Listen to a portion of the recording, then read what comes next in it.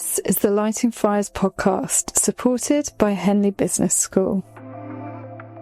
Grief does make you reevaluate it. And what I could wax lyrical about, or grief, I've had three very different experiences of grief. One sudden and unexpected. My mum had a sudden heart attack. My dad kind of a short, sharp period of cancer, but you watch someone diminish in front of you. And then there's this slow, painful, heartbreaking one of nearly over a period of 8 years, diminishing, before your very eyes.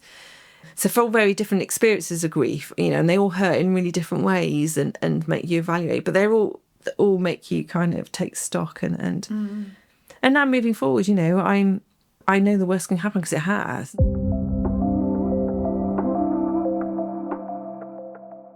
Welcome to the Lighting Fires podcast. I'm Julie Williams, and with a master's degree in coaching and behavioural change, 10 years as an executive coach, and many years in corporate and consultancy organisations, I bring coaching to people that want to light fires to evolve and change. In this episode, I'll be talking to Hannah, a friend of mine who I coached for just one session at a pivotal time in her life. We talk about reappraising your life after grief and how these life events, or life quakes, can be a massive turning point and preempt big life decisions and new chapters. Hannah discusses how examining her values at these pressure points, knowing who she is and what's important to her, has enabled very positive decisions in her life and career during the toughest 10 years of her life. So Hannah, would you like to introduce yourself? Hello, yes, I'm Hannah, living in Reading. I've currently just recently gone back to working for the police, obviously as a civilian this time. But my first career was a police officer in the West Mids and then the Met. Took a hiatus off for children and then had a bit of a varied career for a few years, kind of forced upon me by various personal circumstances, obviously, and also a mother to 2 children who keep me quite occupied. So we first met quite a long time ago, and our coaching session that we did, which was actually just a one-off, wasn't it? Yes. That took place we think it was the summer of 2016. So quite some time ago. I wonder if you could tell us a bit more about your backstory, about what kind of brought you up to the point where you were looking for coaching. Yeah, I guess I'd had to leave the police because of childcare issues. My husband was also a police officer, and shift work meant I could no longer work for police force. Obviously, and when my eldest daughter was young, my mother had died suddenly, and it kind of made me reappraise my life at that point and was like, do you know what? Long shifts, commuting into London and people punching me and spitting at me. Is this what life's about? And I decided no, for a period that wasn't what I wanted my life to be about. So I kind of left the police and I decided to do something like totally opposite, which was open a craft shop where I met people in really nice situations and spent a couple of years just lovely people doing lovely soft-natured things and really enjoyed it. Then obviously the juggle again, childcare and things with my husband kind of meant that kind of came to a natural end, and then I still needed to earn work, and so I kind of found some part-time work in a internet service provider, kind of doing a hybrid kind of ad hoc role, which initially I really enjoyed because it was a small startup, so it was all hands on deck and it was problem solving and it was working with a bunch of blokes again, which my police background, I enjoy being in that environment. And they kind of gave me the vans to look after. And then I kind of, you haven't got an ID card, you need an ID card. So I kind of got involved in that and various different aspects of it. But then as the company got bigger, it got bigger above me and you kind of get squeezed down. And because I had never worked in that industry before, they started bringing up basically their old mates in on the level above me. And they just kind of stopped placing any value on what I said. And just because I wasn't in that industry, kind of like, oh, she doesn't know what to talk about.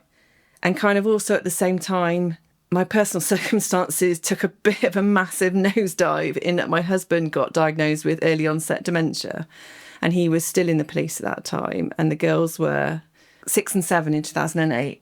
And you kind of go, I need to earn money because Neil's, on sick leave, so I really need to earn money.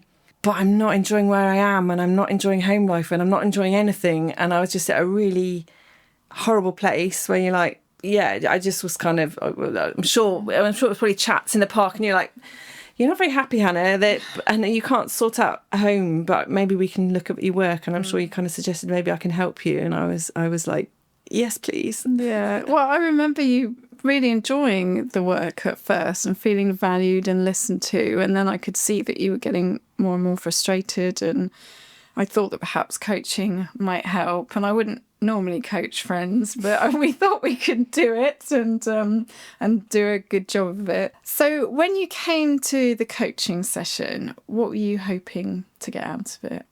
I think it was that I'm frustrated. It was a place where I had enjoyed, and I still like the people. I liked them, and I could see how I had a place, and that they needed me, and that I was useful to them. But they couldn't see that I was useful, and I couldn't. It was that frustration. And also thinking, is it time to call it quits? What else could I do? I was a trained police officer and I couldn't go back to policing because of shift work and Neil's illness now. So I couldn't return back to something. And there was that element of, what else could I do if I don't do this? And when your head's down in the trenches type of thing, you can't really see clearly, can you? And it's just like, actually, everything's crap at the moment. Yeah. Everything's crap. What help? Yeah, I definitely remember a real sense of frustration, perhaps even a bit of anger at how things were. Oh, no, I was angry, yeah. Yeah, but also the shock of coming to terms, if you even do come to terms with Neil's diagnosis and now being the main breadwinner at that point. So it was a lot of balls. Yeah, and it was then that if I do try and find something else, I can't really go into that fresh because actually my personal life is quite rightly taking a lot of my energies at the moment. And if you go into a new job, you have to be on the ball when you start it or and I just wasn't. Okay then. So thinking about the coaching session, what are your kind of initial recollections or, Well, I think kind of looking back, you just kind of asked me, what was it you actually enjoyed about all the different jobs you've done, even kind of back to when I used to be a lifeguard, at university days. And it's kind of like, what is it you enjoyed about these jobs? What is it you enjoyed about the police force? Why did you enjoy it? Why did you stop enjoying it in some parts?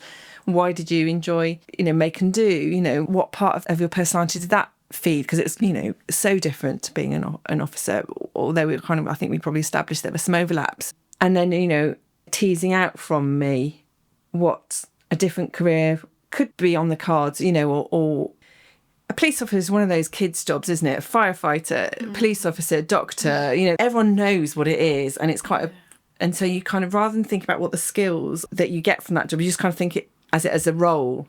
And I think you helped me actually, that was that role. Yeah. But what skills did you have that you could lend to another employment that you could take into the private sector or to another job? And so it made me kind of think about, I'm just going to move me, but you can kind of what transferable skills I believe is the expression. Yeah. But yeah, so I remember kind of that go, oh actually yes, that's what and actually yes, that was like that problem solving, creativity, and that did factor in the police force because when you went out on patrol, you obviously did respond to the radio, but a lot of the day you could be creative about, where do you want to target, what do you want to do, and problem solving, going in and fast paced and kind of make and do was a lot of, problem solving, thinking, kind of that. And it was, every day was different, which is what I enjoyed about it. And that was probably what I was not enjoying about that current job, was it just felt really samey and just drudgery. And I needed to not have a drudgy, unhappy place. Well, also you're really good with people, aren't you? So that was a big piece of it. And that's probably been a kind of golden thread through a lot of what you've done. And I remember us talking about the problem solving, the creativity, the ability to analyse, and your communication skills, actually. Those are the things that kind of came out of that. Remind me how long you ran Make and Do. It was 2 years at kind of bricks and mortar shop, and then kind of a year after that, or maybe a bit longer. Yes, it's kind of like 3.5 years. Yeah, and you also ran workshops as well as selling arts and crafts. Yeah, the selling was kind of ancillary, was just kind of justify having a space. But yeah, no, it was sewing workshops, silver clay pottery, crochet, kids parties, jewellery making. Lots of. I remember I made a very nice tote bag. So I was very pleased with myself. If you're listening to this and you're interested in training as a coach, I can highly recommend the Professional Certificate in Executive Coaching or even the Masters at Henley Business School. It is the best investment I have made in myself and my business. The course is led by research, so you know it has academic rigour, and the tools and techniques you learn are highly practical. You get the opportunities to practice, you build confidence. I also gained friendships for life, a community that's continued to support me. I can highly recommend it. So if you decide to take the plunge and contact Henley about the certificate programme, do mention the Lighting Fires podcast. Okay, so let's move on. So we kind of worked through your strengths and your transferable skills, and we had started brainstorming some possible other jobs. So I remember us talking about ceramics. Yeah. Because that was a real passion for you, and whether that's something you could develop a bit further. Well, yeah, no, I mean, at the time, that was what was my 2-hour ceramics session was what was keeping me sane, bashing my anger out on a clay pot. Yeah. And we also talked about architecture, because you love houses, for example. You know, you're really into looking at Rightmove all the time. You still are. Some people call it an unhealthy habit, but yeah, okay. So we went through a number of options. We even looked at kind of forensics and criminology. And so I think it seemed to be useful for you to just start to do some brainstorming around some options for you. Yeah. Yeah, I think it made me yes, you can move on, but also I think we kind of discussed what I could do actually within the job where I was, what next step I could take here. Actually, you know, if you want to stay here, what could you do to make it better, to make it easier? Who to speak to, what actually to say to them. Yeah, so I think that was useful. We came up with a kind of practical plan of steps for a conversation you needed to have. But I guess my question is, you know, what really made the difference in that coaching session? Because things shifted quite a lot for you after that, didn't they? They did, yeah. I think you did this exercise, I think it was the values exercise, where you had like a sheet of paper of about 60 different values. Yeah. And you kind of made me work through them, and was it like down to 20, down to 10, then down to kind of 3. And you kind of, you think you know yourself and you do it all. But when you've kind of got to weigh up which is more important to you, you know, and kind of condense it down. And I've just found it really, really useful.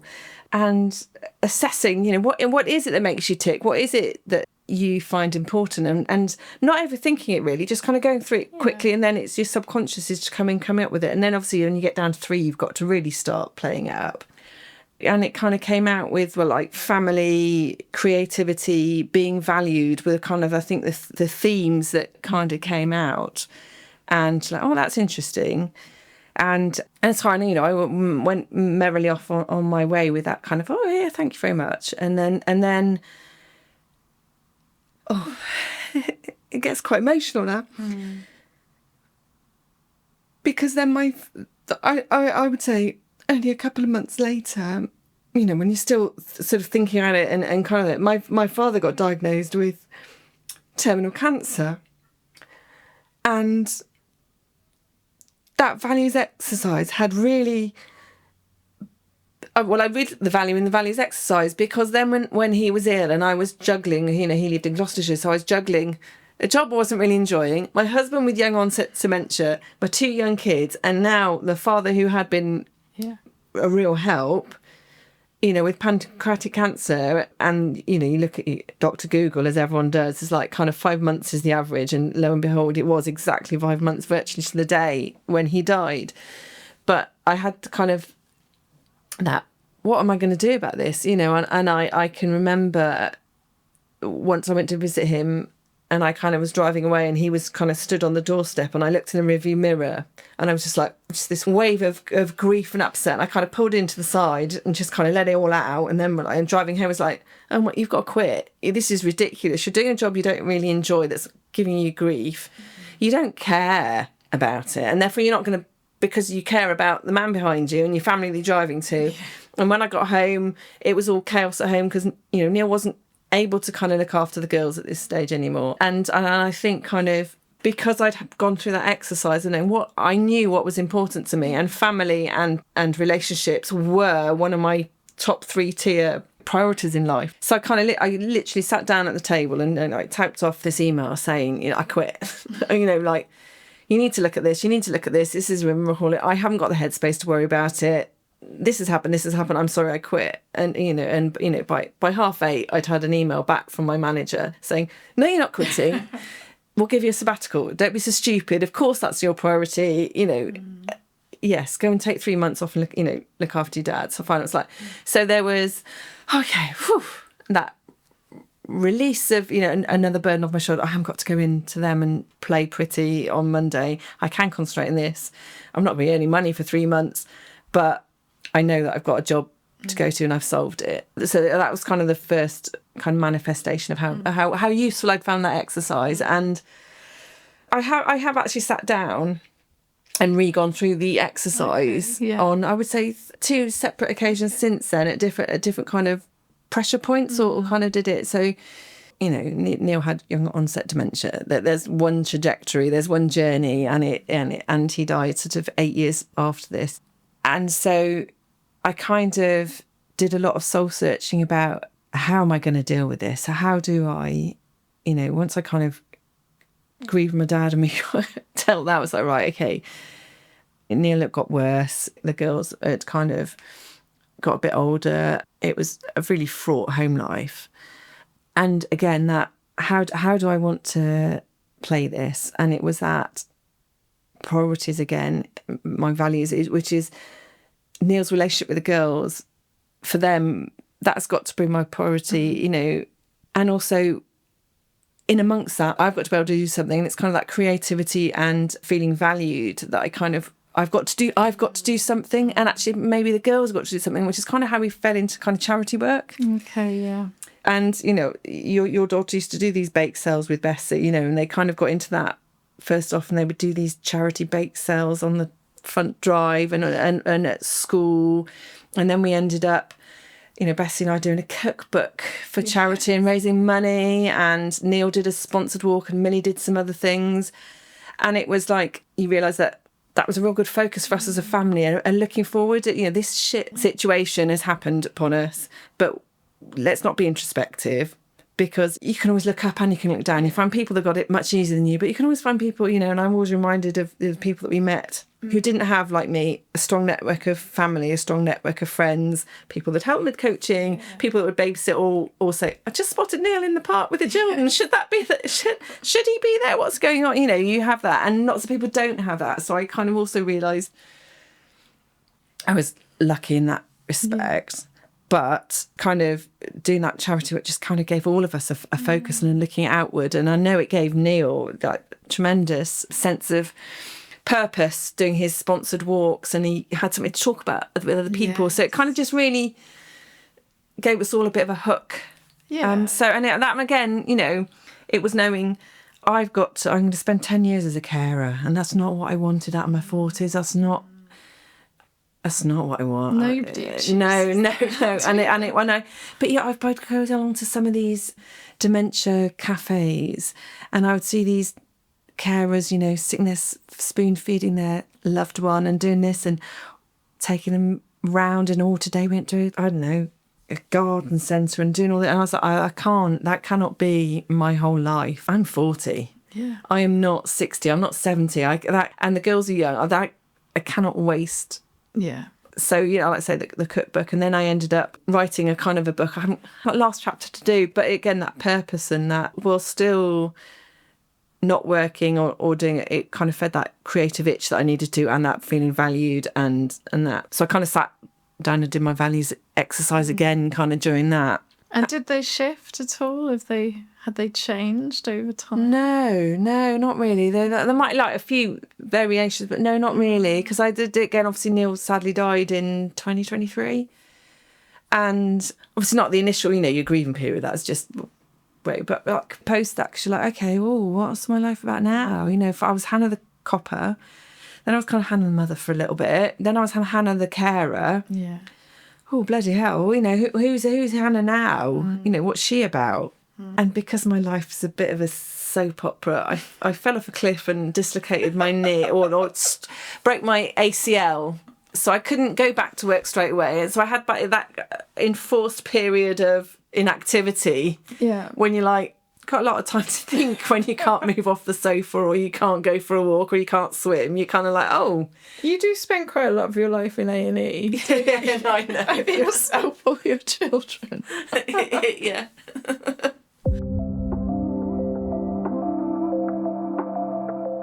Are you feeling stuck and need some help moving forwards?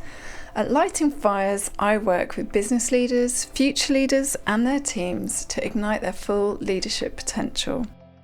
Whether you're a business owner or leading in an organisation, we can work together to create a programme tailored to your priorities.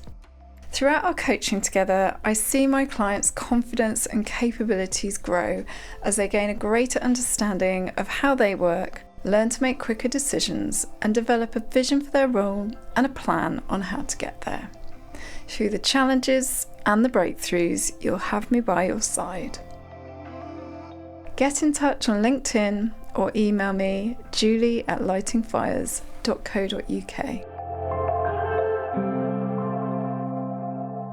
It's interesting, isn't it? I mean, we know that values are wrapped up in our identity, but listening to you talk about, you were Hannah the copper and Hannah the mum and you're Hannah the daughter and all those kind of versions of yourself, and then actually having that moment where you need to figure out who you are next, because all of those had probably not been such conscious choices up to that point. No, and I think that's part of why I found it useful using the values for the dementias part of it, was because it wasn't a conscious choice. So kind of leading the police was brought upon because of circumstances and shift work and youngsters, but it was my conscious choice to leave. It was my conscious choice to make and do it. It was pretty conscious to live it. Whereas by slowly giving up work and reducing my life because of being a carer, and that was thrust upon me. Yeah. And it was, how do I live with a choice that I wouldn't have made? And of course, no one would have made it either. No one would choose that, would they?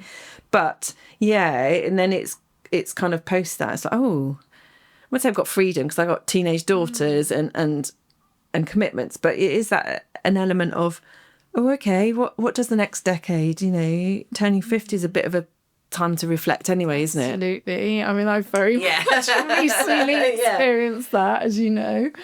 Yeah. And it gives you a bit of a sense of grabbing back control, I guess, yes, doesn't it? When you can take your values and think about what you want and how you apply those going forward. Yeah, and it's kind of how I've ended up where, now in employment again, because when you're looking at jobs, it is what do you want to get out of it? And I kind of I worked for a period at John Lewis and they're lovely people and it's a lovely organisation, but that's not where I belong. Mm. That's not, like that consumerism and that, oh my goodness, it was just, I don't care what colour Christmas baubles there is this season. I don't care whether you get there. I just, like that, I'd be very polite and I could do the John Lewis smile, but I really did not care. I did get that far a little bit when I used to see you in there. And it's like, oh really, madam? This is what you're worried about? But so apologies if anybody went into John Lewis wedding, but no. But so it's kind of like, right, okay, I've got to get a job. Mm. What type of job? And then I started looking, obviously, right, well, you feel comfortable in policing. Hannah, you do.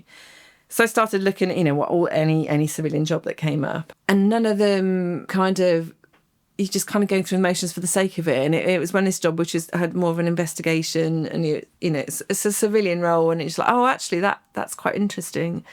And it's funny when something slots into place and you're like, oh, yeah, and I've been there now sort of 18 months and it feels like I've been there ages. And it's just, life's much easier if one aspect of it is going a bit smoother. And there's all, no job's perfect, is it? No. But it's nice, again, to be kind of forward thinking again, and something I consciously chose to do. And you've been promoted in that time already. I have, yeah. So it's clearly going really well. So when you look back on all these situations that we've just revisited, what other kind of realisations or reflections do you have now? I don't know. It's kind of when you, like, even just sitting here, you know, we went through our notes of what we went through in that coaching in 2016 and what you kind of teased out of me. And it's funny, I recognise myself in it. Yeah. And it's, you know, all that I've been through in the last sort of nearly 10 years. Golly, yeah. It's been the toughest 10 years of my life. It really has. But it's kind of like, no, that kind of thread of who I am is still... And I kind of kept it through it all. So it's you know, and that values exercise. A friend of mine recently did a acupuncture course, and she was kind of chatting about different clients and what she wanted. I said, oh, you know what you've got to do, don't you? You know, you can find these sheets and go through it all and just do it like this, and find out what's important to you and how you know, oh, that's a good idea. I said, yeah, you know. So I can find them, you know, and equally with my girls as well, you know. It's kind of not quite such an organised exercise for them, but like when they've had clashes with friends, you know, teenage girls, and when they've had clashes with friends, and you're kind of like, well, what are they about? Okay, well, maybe their values don't like coincide with yours, you know, what is it that you find important? And well, maybe that's why you're clashing, because actually you're very different people, and you have to decide whether you can be friends or you can carry on, or whether you actually we're too, you know. But kind of making them be a bit more perceptive, I suppose. But it's been quite a good framework to kind of talk through relationships with the girls. It's yeah, I think I might take that one on myself. Yeah. I mean, values they've come up on my podcast before because it's such a simple concept, but it's just so important. It's really fundamental to who we are. And it's like having something running through you, like a stick of rock, really. And actually, I was reflecting when I was preparing for our conversation, around the same time, I had a different coaching client and we talked about values. She was increasingly unhappy in the corporate organisation that she was working for. And as soon as we got onto the topic of values, she just stopped me in my tracks because she just had this moment. It was like a little epiphany. Yeah. And she said, I have to leave. I'm going to resign. I'm going to resign tomorrow. And I was like, whoa. Yeah, I was exactly. Quite new to coaching then. I was like, oh, okay. But when I had taken on this client, I had been given free rein to coach on whatever topic came up. And so that was okay. It's still within the kind of ethics of the coaching work. But, you know, she's flown ever since. She's just had this amazing career, and I've just been really happy to watch her move on from that. It's kind of led to that authenticity, doesn't it? If you can't live with yourself, or you can't, and sometimes it takes a while to why am I not quite happy? What is it? Because on paper it might look really good, but something's not aligning, and you kind of have to, why isn't it aligning? And yeah, absolutely. And I've actually, as you know, I just turned 50, and so I've been reevaluating my values quite actively, actually looking at what's important to me going forward, because I think things do change a little bit over time. And do you find it is your... Because I would kind of say, like, I don't think my values have changed. My priorities change. Yes, I think that's right. I think my priorities have changed. Yeah, and that, I think that's natural, isn't it? You know, as you change, as your responsibilities change, or your children need you less, or you do that, or you haven't got a caring responsibility, or you suffer a bereavement from what, you know, friends or family, you kind of like, okay. I think bereavement is a massive turning point, you know, like when I kind of reflect back, like my mum died when my young eldest was 5 months old, so I kind of became a mother and I lost my mother all in the same year, and that was life-changing. You had been very close. No, she was desperate to be a grandma. It was heartbreaking, and that was kind of part and parcel of why I made the decision to leave the police. It was kind of like, well, I'm doing 12-hour shifts, I'm not seeing them for 3-4 days at a time, I'm juggling with Neil, I'm not seeing Neil, we're kind of tag teaming. When I do get to work, I'm being spat at, you know, because I was in Brixton, and so it's really busy, and it's like, I like being in a copper, but oh my God, I don't like it this much. And I actually had children because I quite want to spend some time with them, not like resenting them because I'm knackered because I've done 3 night shifts before, you know. So that preempted that kind of life decision. And then obviously, you know, my father, you know, left another job when someone died. But it's you know, and then obviously Neil dying, I was like, oh, I can go back to work. You know, grief does make you reevaluate it. And I think it's good to. I could wax lyrical about all grief. I've had 3 very different experiences of grief. One sudden and unexpected. My mum had a sudden heart attack. My dad kind of a short, sharp period of cancer, but you watch someone diminish in front of you, and then there's this slow, painful, heartbreaking one of nearly over a period of 8 years. Diminishing. Before your very eyes. So 4 very different experiences of grief, and they all hurt in really different ways and make you evaluate, but they all make you kind of take stock and now moving forward, I know the worst can happen because it has. Like, equally, I know I can cope with it, but it does make you, why am I sweating that? Let's not sweat that. And, and the girls, when I make parenting decisions, it's kind of like, well, no, the old me probably would have gone, no, you got to do this. And I'm like, and not less effects, like, I'm not stupid about it, but just kind of opportunities or that, let's go for it. Let's do it now, because you don't know what's around the corner. Absolutely. And you just reminded me, because as you know, I've lost my dad, my father-in-law. We were good friends with Neil. We were also lost a good friend of ours, Jim, last summer. And I have been struggling a bit with probably not processing all of that grief. And I ran a coaching session for a team recently. And the work that they do is closely working with nature. And as a kick-off kind of warm-up conversation to the team session, I asked them, why is nature important to you? And I ended up, because there was an odd number of people, I ended up joining in into a pair with one of the individuals in the team. And I had this completely unexpected conversation about how my friend Jim really loved nature. He's really into wildlife. He used to go bird watching, which I did always used to take the mickey out of him. Invites it though, doesn't it, as a hobby? But in the conversation that we were having, I realised that actually nature could be a way for me to feel still connected to him. Yeah. And that was really powerful. And I've started going on some early morning walks. So you bought some binoculars. I haven't gone that far. But I have downloaded a bird sound app and got very excited when I heard a woodpecker the other day. So that's been quite healing actually for me. And as we all know, nature's good for us. Well, no, one of the ways the girls have coped, with their father dying, was that Millie in particular wanted to do a walk in his honour. So we kind of arranged one on the anniversary. Well, I kind of thought it's going to be difficult, the anniversary. So I kind of, we found one locally pre-organised, so it's like perfect. It's kind of slotted into place. And we started doing these, we've got to have to train for it. And then we kind of asked some other friends of the girls, who were like, well, we want to join you. And then then parents joined in. So we started this every Sunday morning going for a walk. And again, it got us all out of bed. And it's the default now, go for a walk. We live in a really nice area. Yeah. I mean, let's not pretend that Reading's pretty, because it isn't. But outside of Reading is really pretty. And let's get into it and go for these walks, and train for it. And it is that connection and just being out, I find walking really therapeutic, just kind of thinking and checking, but also like connecting with friends. And for the girls, because my eldest went through GCSEs last year as well. So it was a really good way to just process and meet up with each other and.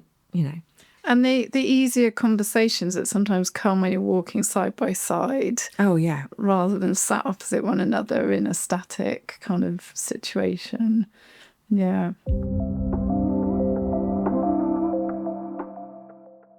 Okay, so thank you. I'm going to ask you to pick one of my optional questions now. So, is it wrong that I'm thinking it as the bowl of doom? It's not the bowl of doom. I think you're going to enjoy this, Hannah. So pick a question and let's hear what it is. Ooh. Best moment of your career or moment of trajectory? I know in the period where I enjoyed it most, which is when I was in CID in the West Midlands. It was that also I was in my 20s and, no responsibility, no cares, doing the job. When I was a child, I wanted to be a private detective. That was why if someone asked me what you want to do, I wanted to be a private detective. And then when I actually made it onto CID and was, going around, dealing with murders and stabbings and all the really, what I call sexy crime in Birmingham and doing that, it's a work hard, play hard type of environment. And like I say, it was my career. And it was also your personal life. That would be my best moment. Thank you. I love the phrase sexy crimes. So, as we're coming to the end of this interview, I guess I'd like to ask you what's next for you? That question I am finding really difficult at the moment. It really is, because I don't know. You know, it's 18 months since Neil died. It's 18 months pretty much since I started this new job, which I'm enjoying. The girls are now nearly 17 and nearly 16 and are going out on their own. And I kind of sat at home on my own at weekends and I'm thinking, oh, right, is this it? What is the next chapter? And I possibly need to book in a new coach. If I'm on it might sound like, I don't know what's next. And I think I'm probably far enough along now in my grief journey with Neil that I am looking forward, and I don't know what it holds, and it's a bit weird. I wouldn't say it's scary, it's just a bit unfathomable. So yeah, I don't know what next. Please, can I coach? Yes, I'm supposed to be able to say, please help me. Oh yeah, no, I don't know. Yeah, no, it is a bit unsettling. I had lunch with a friend who was also, you know, I met through dementia. She was also widowed a few months before me. And we've got children, and we kind of had lunch, and both, and she's older than me, and she had been with her husband since school, basically. And so she was feeling even more, oh my goodness, who am I without it? And I don't feel like that, because I know who I am. I know me, and that's not what, but I'm not sure what I want to do or what I do. Yeah. So it's a weird one. It's a weird one, and it's like not what I planned. You know, we got married. It's not. I'm planning for a future that I didn't want. So it's still that kind of, it's exciting in that I've got that freedom, and, you know, I've got to obviously account for the children, but so it's exciting, that freedom, but it is also, it's not, I wanted to be planning with Neil. And we did have plans that now aren't going to come to fruition, and I wouldn't want to do them on my own. So it's kind of like, okay, I'm going to have to come up with a new plan, and I'm not sure what that looks like. So it's exciting and it's an unknown, isn't it? Yeah, and sad. Yeah, it's sad. Yeah, it's different type of grief. Yes. You're grieving a different future rather than the person. Yeah, I can understand that. Well, I think you show incredible strength and resilience. Thank you. And seeing as the last coaching session was about 9 years ago, it's a fresh one. I think we're due another one soon. And perhaps we might record it. You never know. And people might get to hear your thoughts in a bit more detail on the next chapter. So thank you, Hannah. I've really enjoyed the conversation, and I look forward to the next chapter. Okay, thank you very much. As I listen back to Hannah's story, it reminds me of the importance of reappraising your values to inform your decisions for each new chapter of your life. If you'd like a worksheet to support you with this, please email me at julie@lightingfires.co.uk. I'm also struck by the value of exploring each role you've done to date, working out what you've enjoyed, what part of your personality or values it fitted, and looking at transferable skills to conduct a really wide-reaching brainstorming approach to help you tease out what's your next career move. And a mantra of no idea is a stupid idea can really liberate your creative thinking. Finally, the question of how to live with a choice when a situation is thrust upon you. Asking yourself what you can do to look forward, even when times are hard. Identifying something that has meaning or purpose for you, and perhaps makes a difference to others. If you'd like to find out how we could work together, you can visit my website, www.lightingfires.co.uk, email me at julie@lightingfires.co.uk, or contact me on LinkedIn, Julie Williams, MSc. If you found this podcast helpful, please leave a 5-star rating so others just like you can find me and benefit from these stories. Thank you for listening to the Lighting Fires podcast. I'll be back soon with more conversations with my wonderful clients reflecting on their coaching journeys.